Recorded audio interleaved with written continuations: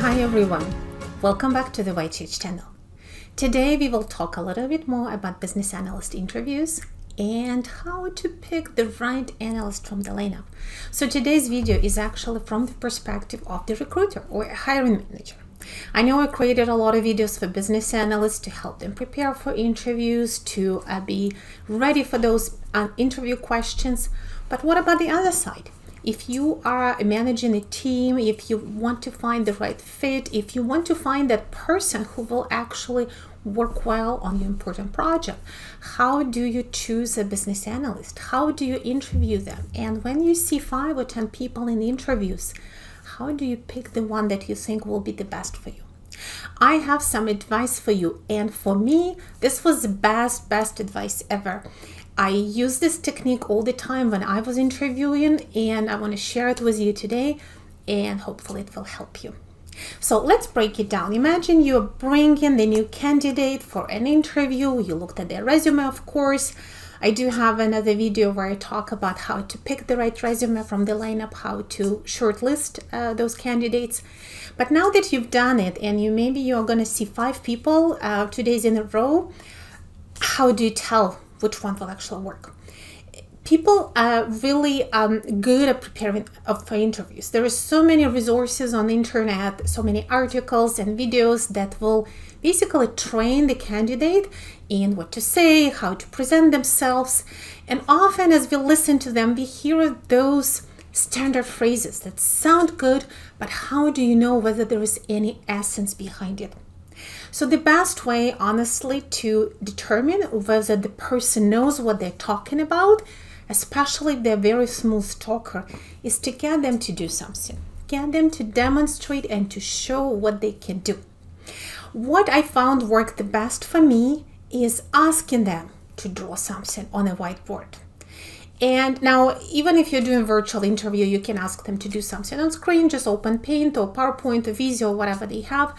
Especially if you're doing an in-person interview, I would always reserve a meeting room that had a whiteboard for my interviews with potential business analysts. I would bring some markers with me, and I would just put them on the spot. Because you know what? This is what business analysts need to be good at. They need to be able to manage any conversation, to draw as they speak, draw as they think, to help others think by drawing things on board. And again, because the time in your interview is so limited, doing something visual is actually a shortcut to you seeing. Because if you ask someone to tell them more about the project, they may talk, and maybe they reread project documentation before coming to an interview to make sure that they'll be able to speak to it. But ask them to draw something, and then you will see how their critical thinking works, how their visual presentation skills work, and whether they can capture the most important points quickly and explain them to you. Let me give you some examples. Imagine you are talking to a business analyst candidate, and maybe they're telling you about their most important project, a project where they succeeded, a project that was very successful. Perhaps they played a leading role as a lead business analyst. So at that point, ask them, can you please draw me a really quick context diagram for that solution? And a good business analyst should not stumble over that question, because if I'm a lead business analyst, I know exactly what systems were involved and what was happening, because I was part of that solution, right? I had to understand the design as a business analyst. I had to participate in assessing that design, whether that satisfies requirements. Perhaps I was helping with planning test scenarios, and definitely with some user training and user adoption and some documentation and presenting that solution. But bottom line is, business analyst needs to understand what was the project delivered. So ask them, draw me please a quick context diagram. You don't have to use very revealing names of the systems. You can just generalize it. For example, call something a CRM without perhaps revealing which CRM was actually purchased for that project, and so on. And let me just demonstrate to you what it might look like. All right. So let's say we have a project that is going to incorporate new product management system with our e-commerce website. So we had e-commerce website with just a few products on it, and all the data was just recorded there, and sometimes it was a little bit hard to find. And the goal of the project was to introduce a system that would allow us to manage our product information better, to categorize it, to tag it, to include perhaps a set of photographs that were not available before, so that as a customer is browsing for potential purchases, they have a lot of product information, and it's much more intuitive and easier to retrieve. So the solution was to create a system for managing the product information. So here is what your candidate might draw then. So here is what they might draw, and I'm just gonna draw it as if I was doing it on a whiteboard. Here is our e-commerce web front, and my customer is basically just browsing for information. And what we've introduced is a new product management system.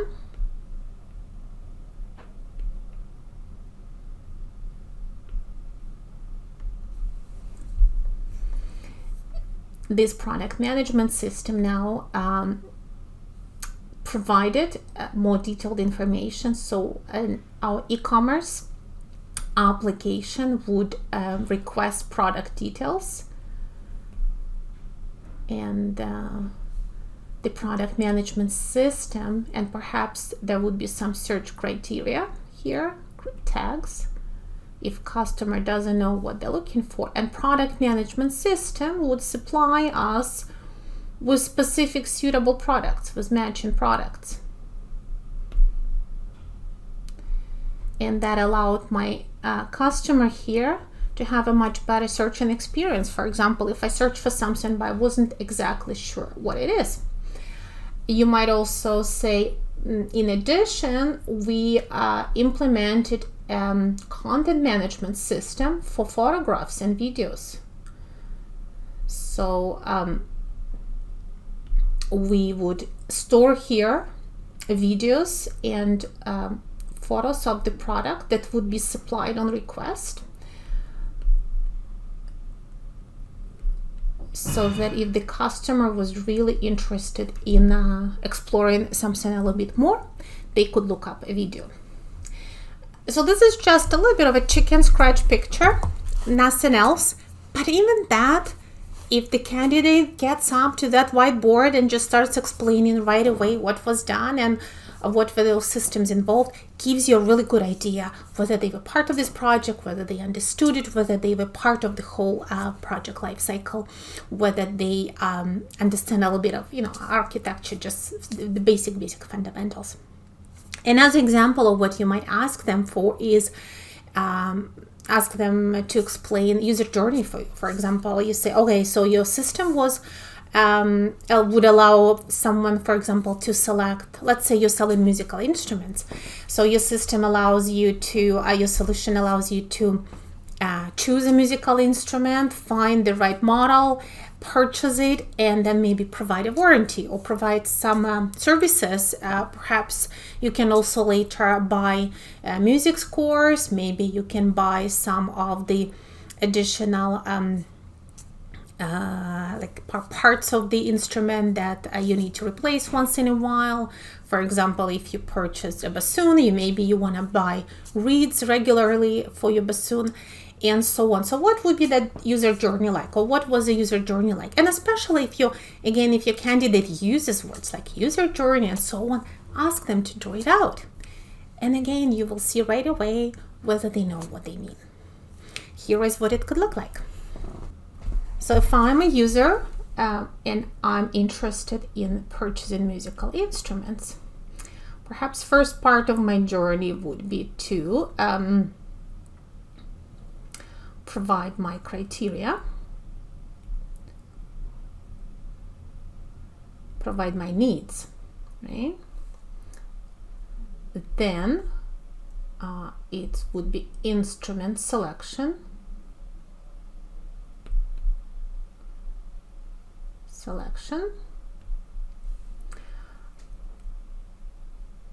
Perhaps there is some kind of consultation required, because if it's a very expensive instrument, maybe your customer wants to see videos, reviews, maybe ask some questions from customer support, and so on. So that consultation may be necessary before you make your decision, and maybe based on that consultation, there's a little bit of a loop through instrument selection. And at some point after you're happy with the consultation, you're gonna make a purchase.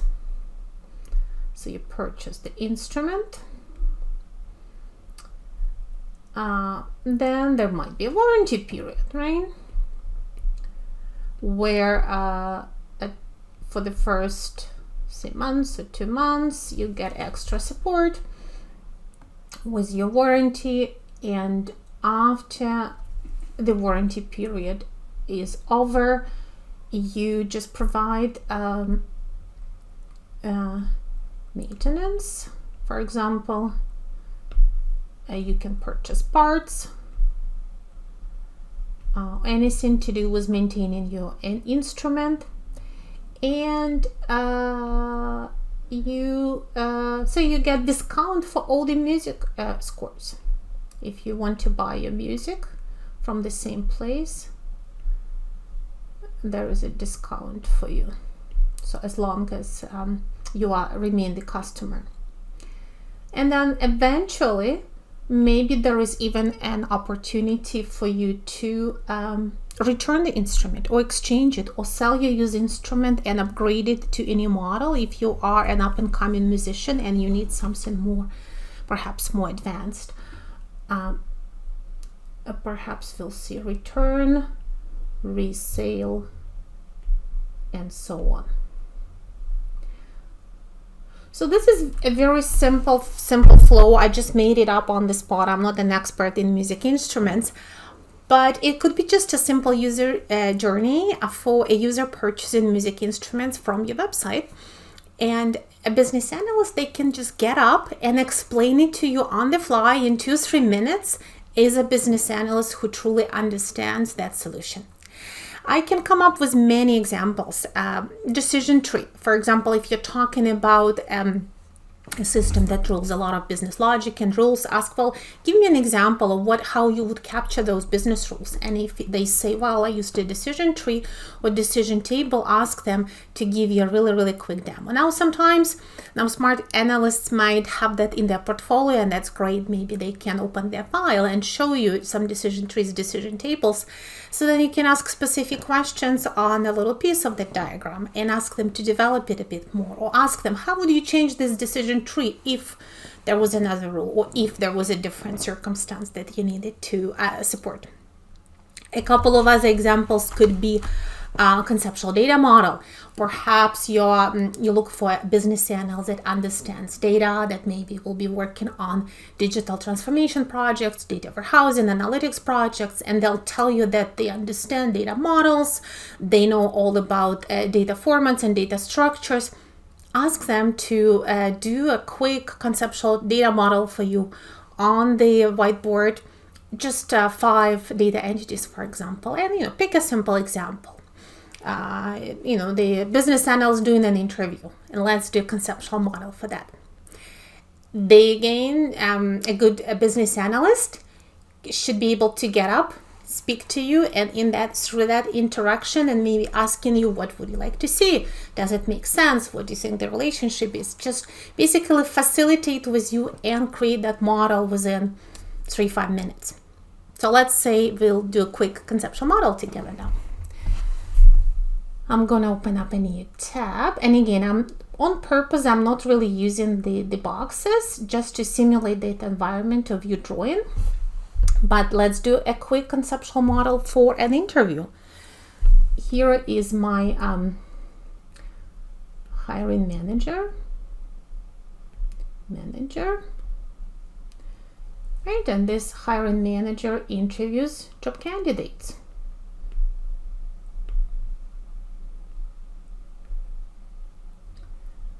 And this happens through interviews. So I'm quickly drawing some data entities here. Interview is a data entity, right? hiring manager is going to plan 0 to many interviews, like lots of interviews. And again, sometimes we don't even want cardinality. We can just say initiate interviews.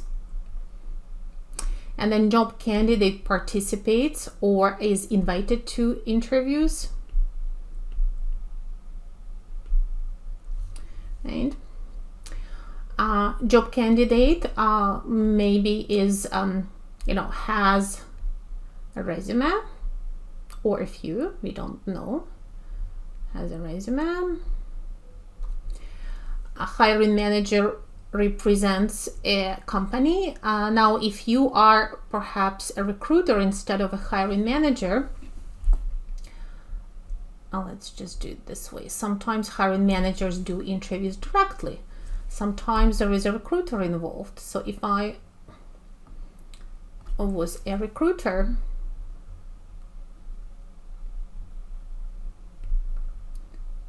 I may also be initiating the interview, right? And maybe a recruiter then has a relationship with hiring manager and recommends candidates to hiring managers. So perhaps there are different types of interviews, right? There is a type of interview. First interview conducted with a recruiter, second interview conducted with a hiring manager. And again, this is just like a little chicken scratch. I'm sure you can find a lot of faults with this diagram, but it just demonstrates how quickly in a couple of minutes you can start drawing something and discussing it and asking questions and say, well, what do you mean by this? And what would happen then? And so on. And this act of drawing and facilitating and talking suddenly puts you on a very different level of understanding of your candidate. You're not just trying to understand them from the written resume that maybe someone else proofread for them or someone else wrote for them. You actually are interacting with a person. You are interacting with a professional. You hear them speak. You see how animated they are. You judge right away intuitively their facilitation skills. Have they asked you for clarifying questions? Did they check with you that whether this is what they were looking for? How confident they look in front of that whiteboard? Are they actually drawing easily? Are they, even in a very simple conceptual model, are they using basic conventions, for example, using nouns, using clear words, naming their arrows, and all of those just fundamentals of business modeling. So without going too far into technicalities, and I could probably do a big article on just how to assess it, and maybe I will, but just consider this idea of asking your candidate to draw something, to create a model for you on the fly, to illustrate what they're talking about, or to answer your question. Not with more words, not with more explanations, but with a simple visual. And that will give you a very different perspective on your candidate's skills and abilities and competencies.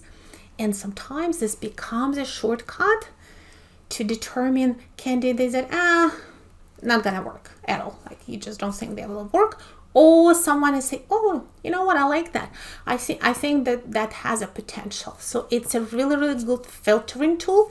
It doesn't necessarily have to be your tool for making a final decision, but it helps you assess so many business analyst capabilities really quickly in that condensed amount of time. So next time when you do that interview, consider doing a little bit of doodling on the whiteboard together, or asking your candidate to do it, and just experiment and see how it works out for you. Let me know in the comments whether you like that idea, whether you tried it before, or maybe you tried it after watching the video. I'm really interested. And if you want to know more about specific business models or business model and best practices, I have some links for you in the comments. All the best, and until next video.